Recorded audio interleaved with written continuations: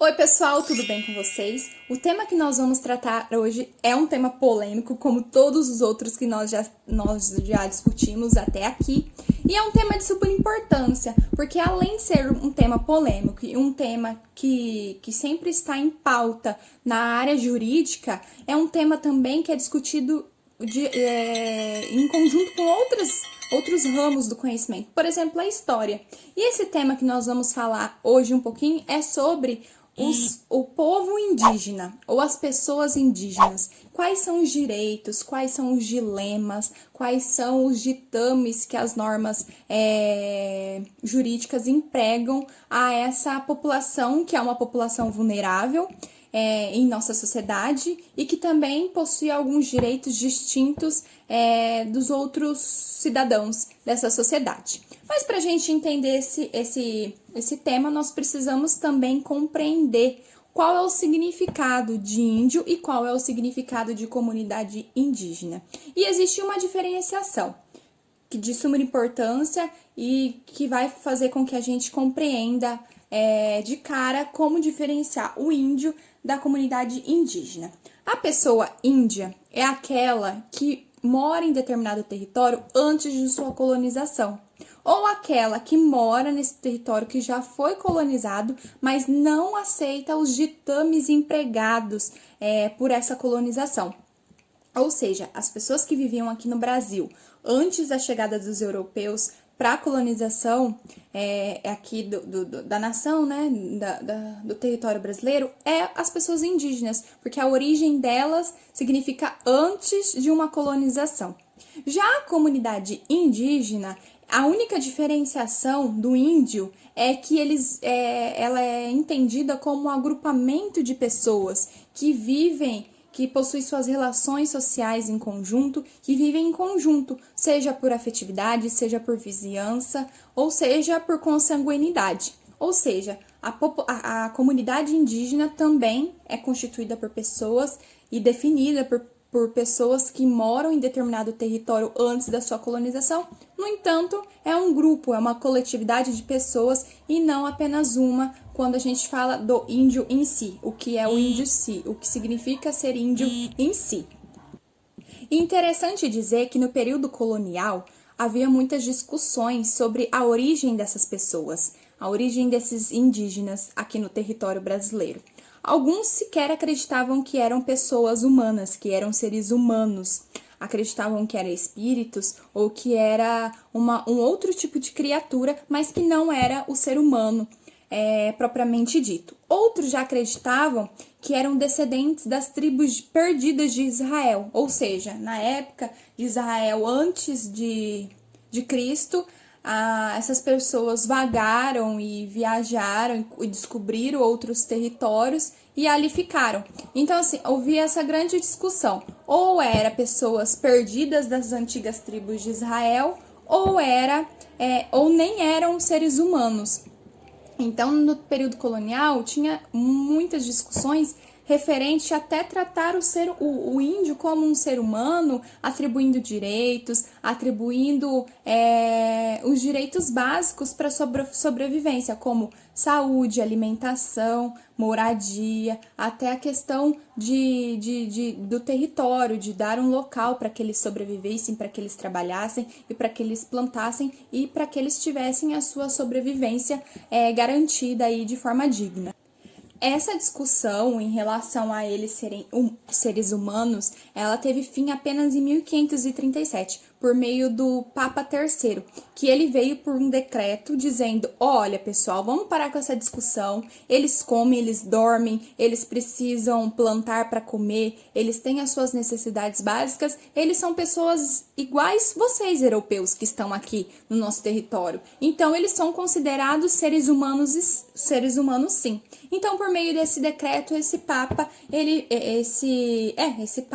vem dizendo que os índios são seres humanos e não há discussão mais quanto a esse assunto.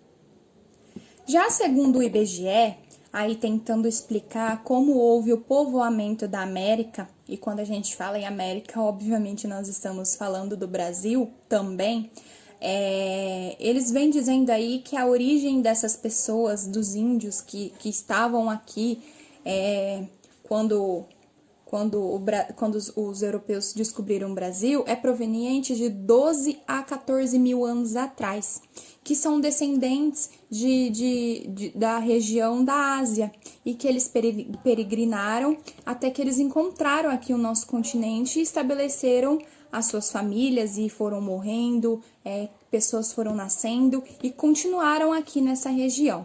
Então, assim, para o IBGE, de algum lugar eles precisam ter vindo. Não foi do nada, num estalo de dedos, que começou a nascer pessoas aqui na América. Então, segundo o IBGE, essas pessoas são descendentes da população da Ásia, por meio dessa peregrinação que eles constituíram a sua nova população aqui no continente americano. E quanto à distribuição, agora, especificamente no Brasil, nós podemos analisar, segundo os dados também do Ministério da Saúde do próprio IBGE, que a região norte e a região nordeste as regiões que mais compõem a população aí, que tem mais pessoas indígenas, a população é composta por mais indígenas. Na região norte, nós temos 45% da sua população composta por pessoas indígenas. Então, vocês conseguem perceber assim, que quase metade de todos os habitantes do norte índios. Então, não tem como dizer que eles não existem em nossa sociedade. Um exemplo é o norte. O norte é uma das regiões maiores do Brasil e também é a região que metade da sua população é composta por pessoas índias, por indígenas, né? Outra região também composta por um grande número de índios é a região do Nordeste, que tem aí um número total de 24% de sua população composta por índios. Depois, nós temos a região do Sul, que tem 8%, e a região Sudeste com 3%. A região Centro-Oeste está ali no meio com 20%. Então, o top, com mais moradores, mais habitantes indígenas, nós não temos como negar que é a região Norte. E a população com menos moradores compostos aí por pessoas indígenas é o Sudeste. E então, toda essa população, toda essa gama de índios, ela está distribuída por todo o Brasil. Não tem como dizer também que os índios moram apenas em determinada região, seja no Sul, no Norte, no Centro-Oeste.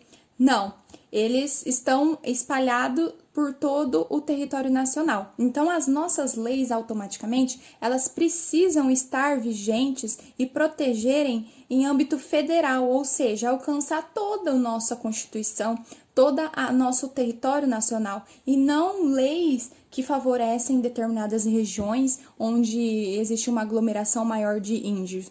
Então, vocês conseguem visualizar aí que é um assunto, por isso é um assunto importante, é um assunto que precisa ser debatido diante do número significativo e até chamativo da quantidade de habitantes indígenas que nós temos aí no nosso território brasileiro. Agora, falando especificamente sobre as legislações, a primeira legislação que nós podemos analisar e ver que teve resultados significativos para essa comunidade indígena foi o Decreto 426, que é o regulamento das missões, que também vem aí do Império, da época do Império. Nesse decreto, ele autorizava a catequização dos índios, ou seja, os padres chegaram ao Brasil e eles tinham a missão de catequizar e de levar o cristianismo para esses índios, porque muitos deles tinham outras crenças diferenciadas que não fossem na figura de Jesus Cristo.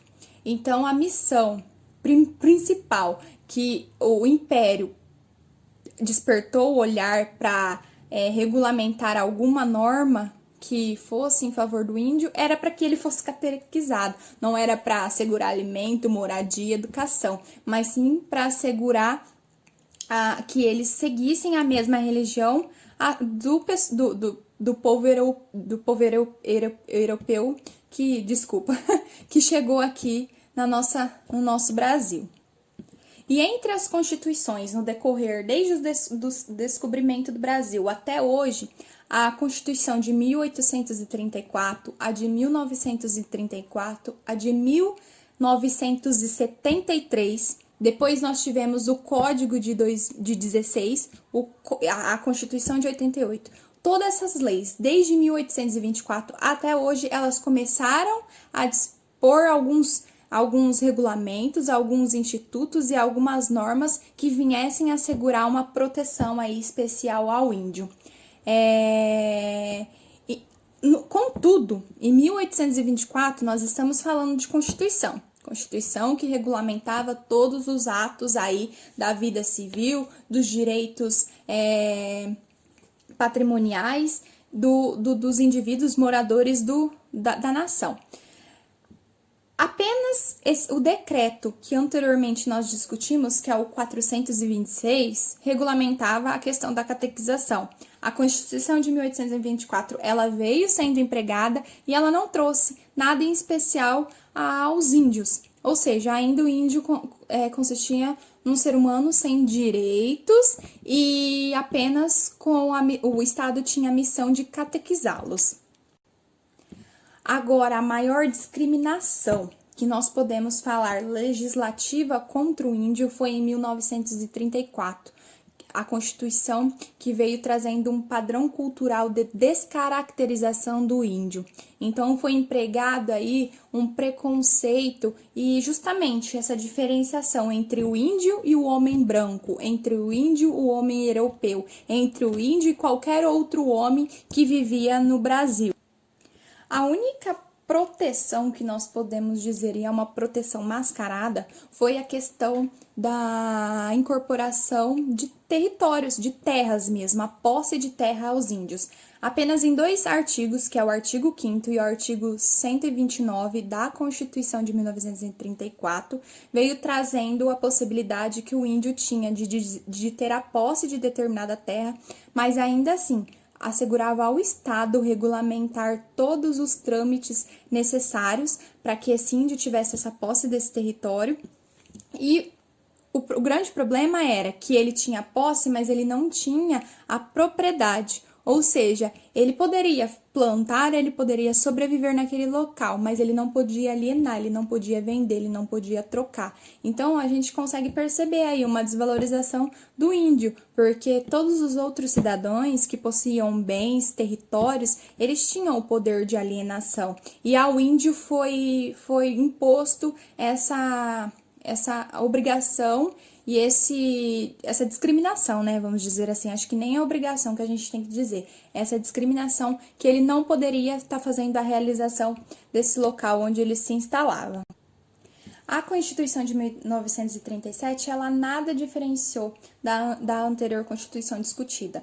Foi garantida a posse, o índio tinha posse desse território, mas ainda assim ele não podia fazer a alienação. E a justificativa nesse período que a Constituição vinha trazendo não era a desigualdade, não era considerar o índio como igual, não, mas era uma justificativa no sentido de que era proteger o índio dele vender essas terras para possíveis compradores e depois não tivessem mais um lugar para que eles pudessem habitar. Então a gente fica mais ou menos na dúvida, realmente o Estado ele queria proteger essa posse desse território ou ele queria o poder em si, tipo assim, ó, eu estou te dando, mora aí, sobrevive aí, planta aí, mas só que vender você não vai vender, porque eu não autorizo. Então, de certa forma, quem tinha a propriedade desse território era o próprio Estado. Então, fica esse questionamento. Era uma proteção ou vedada ou era uma posse escancarada? A gente pode ter essas duas concepções. E a próxima Constituição, que é a de 1946, a mesma coisa continuou. Índio, mora lá, vive lá, planta lá, mas ainda assim não vai vender. Se for vender, tem que pedir a minha autorização. E eu digo se autoriza ou não. Ó, tô te protegendo, tá? Vive lá, porque algumas pessoas podem te passar para trás, mas por trás o Estado tá assim. Vai lá, acha que é seu, mas quem tá regulamentando e sobrevivendo e tendo a propriedade desse território sou eu, ok? Faz de conta que isso não acontece, mas na realidade era isso que acontecia, infelizmente. Então vocês percebem, de 3 constituições que nós estamos discutindo, todas se preocupavam com o quê? Eles não poderiam tirar esse território, os índios precisavam do local para que eles sobrevivessem, eles morassem. E o Estado sabia disso, então por isso que o Estado falava assim, olha, eu te dou a posse. O Estado nunca negou a posse da propriedade do território para o índio. Só que o Estado ele também falava assim, ó, eu te dou a posse, mas a propriedade é minha, é meu. Você não vende, você não faz o que você quer com o seu bem. Agora, uma norma que a gente consegue perceber aí uma mudança de paradigmas entre a discriminação da posse e propriedade do território para o índio foi a emenda à Constituição de 1967. Eu vou ler o artigo 18, que eu acho que fica, o artigo 198, perdão, que eu acho que fica mais compreensível, e ele diz assim: as terras habitadas pelos silvícolas são inalienáveis nos termos que a lei federal determinar. A eles cabendo a sua posse permanente, ficando reconhecido seu direito ao usufruto exclusivo das riquezas naturais e de todas as utilidades nelas existentes. Parágrafo 1º. Ficam declaradas a nulidade e a extinção dos efeitos jurídicos de qualquer natureza que tenham por objetivo domínio, a posse ou a ocupação de terras habitadas pelos silvícolas, que eram os índios. Parágrafo 2º. A nulidade e extinção de que trata o parágrafo anterior não dão aos ocupantes direito a qualquer ação ou indenização contra a União e a Fundação Nacional do Índio.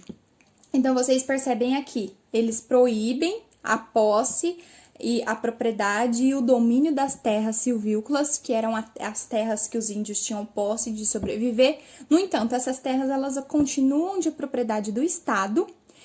E dessa forma, essa emenda ela vem tornando nulos os efeitos jurídicos de domínios que terceiro tinha sobre a ocupação das terras indígenas. Ou seja, vinha um determinado grupo, queria ocupar aquela terra indígena ali, por meio dessa emenda dizia assim, não, vocês não vão ter direito sobre essas terras ocupadas. Essas terras ocupadas são de posse dos indígenas e eu, Estado, estou regulamentando isso e eu, Estado, estou garantindo de certa forma, esse direito aos índios. Agora, por meio da Constituição Federal de 1988, que nós podemos perceber a grande mudança significativa aí aos índios.